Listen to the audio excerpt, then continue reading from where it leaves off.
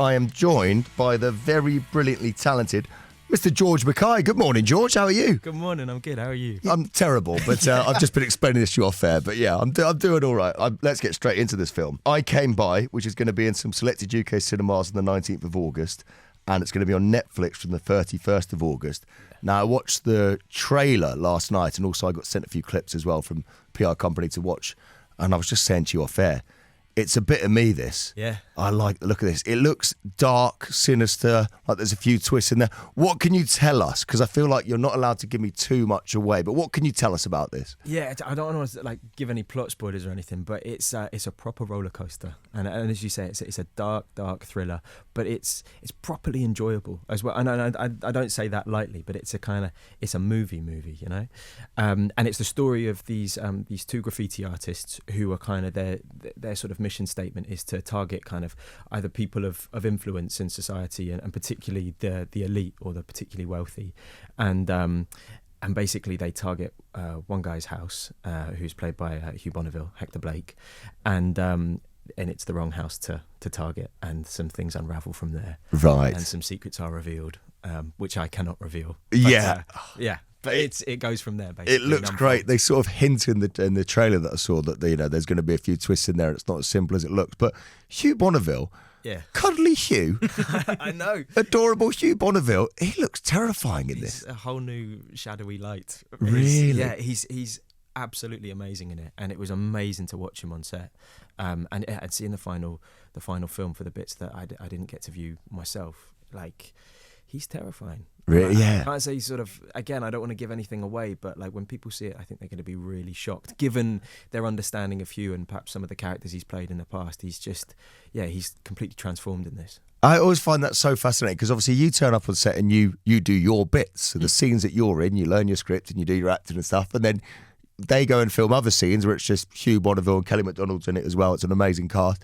And then you don't see it all get put together until the very end. So it must be so exciting for you sitting there watching the film as basically a fan the first time you get to see the whole cut. Yeah, totally. And there's certain bits where when you've read the script, you kind of go, okay, this is how I imagine it, not like this is how I see it in my head. And then a couple of those scenes were completely different and for the better as well. What all the cast and what Babak, our director, found was just brilliant. And even there's one improvised line which I can't give away that is absolutely chilling, which I found out afterwards was just an in the moment thing that was said, and it makes your skin crawl. You got to have the confidence to go improv. I always feel like you got all the script in front of you. They've spent hours writing that thing, and then you got to have the confidence to go an improv line in there. But he's obviously absolutely nailed it. Yeah. Now, I always think as an actor, because although you've done so much already, you're also still in the grand scheme of things a very young actor. Yeah. And I see when you get to work with like Hugh Bonneville and Kelly MacDonald, is that the most exciting part of the job when you turn up day one of set and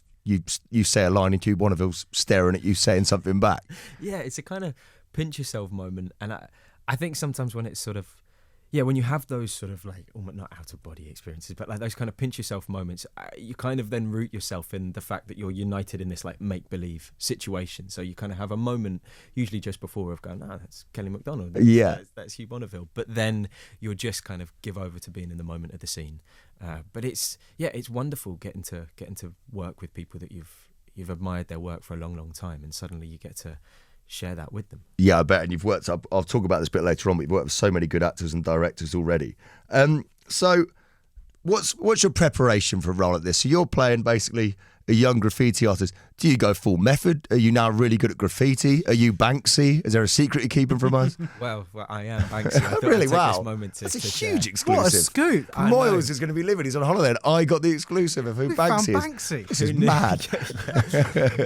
No, we did do a fair bit of graffiti practice, and it sounds silly to say, but it's so difficult. It's amazing what these guys can do. We went, Percy and I, who plays Jay, it's Toby and Jay, these two kind of best friends and graffiti artists together.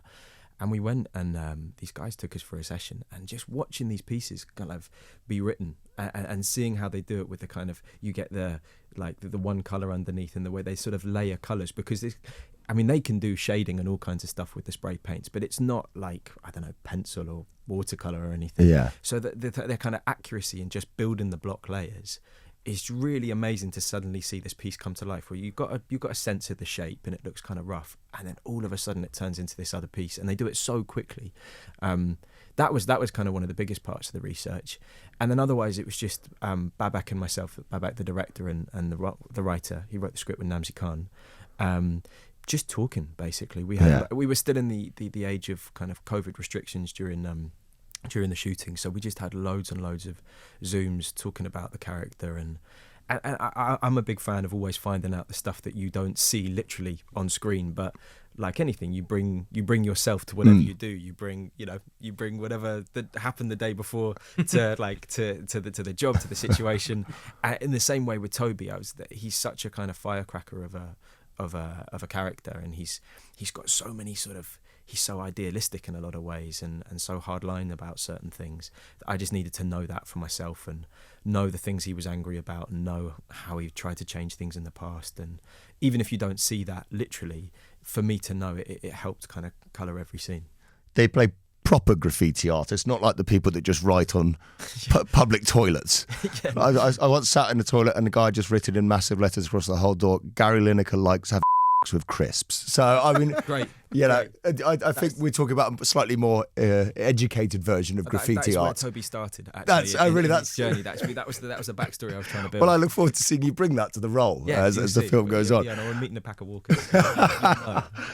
Now, whilst I've got you here, I have to chat to you about some of the other projects you've worked on in the past, because a couple of them in particular I love so much. So the first one, and I reckon there'll be a lot of people that haven't seen it, is Captain Fantastic with Viggo Mortensen. So I did that thing. So I watched that film years ago when it came out and loved it. Brilliant, brilliant film. And if you've never seen it, go and watch it. But brilliant concept. And then I saw 1917, and then I rewatched Captain Fantastic a little bit afterwards. I was like, oh, it's the guy from 1917. You were there the whole time staring at me. I mentioned earlier on you're working with Hugh Bonneville and Kelly MacDonald in this film. Viggo Mortensen, that's a cool one, isn't it? Yeah, that was really amazing, and Viggo's, he's incredible, man. Like he's such a kind of quiet, sensitive, lovely bloke, and I've never seen like an actor so aware of all the different departments and participating in all the different departments on set in such a gracious way as well. I mean, he was bringing stuff to offer the art department. He brought old clothes that he suggested maybe could be hand-me-downs for the family. He had his own clothes suggested at certain points. He was he has an interest in every department, and even when he was doing scenes as well, he, for such a kind of like sensitive and intuitive actor, he's got such a technical awareness as well. So it was like a masterclass being around him. Like, just a really cool guy. He seems so cool, and he comes across as an absolute genius. I mean, I watched Captain Fantastic very briefly. People haven't seen it. That basically he sort of has raised his children off the land in the woods, but he has to go into sort of Western society for a few days with all of you, and it's sort of watching that adaptation. It's a brilliant film. But whilst you're watching him play that role, I'm like, I've also seen you running around killing orcs. Yeah. It's almost like he's an actor. Yeah, he does it all. It's amazing. Yeah, that's so cool. And I have to talk about 1917 because, honestly, I'm not just saying this to blow smoke, but I walked out the cinema, I went to go see it with my fiancée, and we walked out the cinema and I turned to her and I said, that's the best film I think I've ever seen in the cinema. That's how much I enjoyed it. I just, as a visual experience, I was just blown away by it. Oh, man. Now, for you, I watched some of the making of that film. And especially the sort of famous last scene when you're running along the trenches, right? Yeah. Now, if I was you, I'd be absolutely bricking it, right? Because the number of people in that scene, not just the extras that are all running past and jumping over the trench as well, but then beyond that, you see how many cameras there are, God knows what half the thousands of people on a film set are doing, and they're all there for you. And you are sprinting along in that scene, and they've obviously rigged up everything to explode at this point, and this goes past at this point. Well, you're not thinking, I better not balls this up. It's going to be very expensive if I mess this up. Totally. And I mean, I say that they're all there for me. We were all there for the shot. Right, yeah. This big kind of collective endeavour. But I remember my heart just beating out my chest because the sort of the way the camera kind of, to begin the take, the camera spun around and it went from one crane, camera spun around and then was unhooked by two grips in costume, because then they had to join the shot because they couldn't get out of the scene because of where the camera went, to hook onto another crane, which then moved. And I remember looking as the it was a really difficult technical thing to kind of hook the camera onto a crane on the back of a moving truck. And as they hooked it on, I saw Pete, one of the grips, pumping his fist to be like, it was like a kind of good handover in a relay, and just my heart just went like, it's a good one. Yeah, you're going, right, they've done their bit. Yeah, and then you see the first, like, kind of as it happened in front of the first men streaming over, and it was so many things. Like, it was so, the kind of endeavour of in the filming of it, the sort of mutual effort was moving in itself, and then the scene itself, as like you're watching hundreds and hundreds. I remember the rehearsal being actually really sobering, because they had my stunt double Anthony run a couple of lengths beforehand, just to kind of set the pace, and so I didn't get puffed out, and watching in silence, because we had to save the explosions, 400 men go over, and you just heard the rattle of all the mess tins in all the uniforms, and it was really kind of quite stunning and sobering, that kind of moments, just seeing this field just be filled and filled and filled.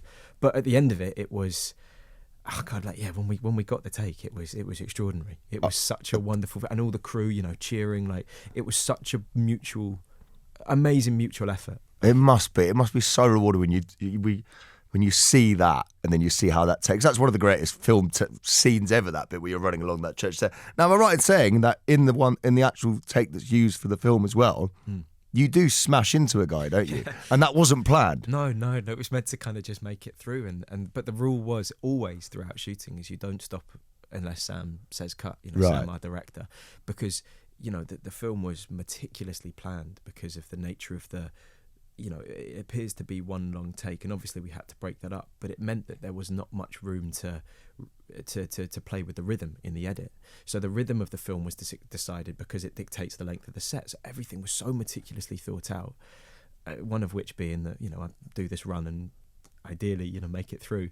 But then on the day, you get those sort of special moments, those special surprises, and suddenly when those explosions, because you can rehearse it as many times as we did, we rehearsed it for days and weeks before, but when those explosions go, and they're physical, they're absolutely real, there's no CG on those, everyone, it shakes everything up, and there was a couple of collisions, and of course that was as it would have been. Yeah. So we just kind of went with it and carried on. Oh, it's awesome. I love that story. It's such an unbelievably good scene.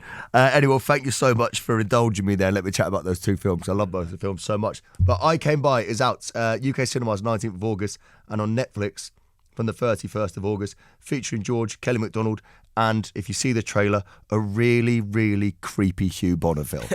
So definitely worth going to see it for that alone. George, thank you so much. It's been an absolute pleasure to talk to you this morning. Thanks for having me. Likewise.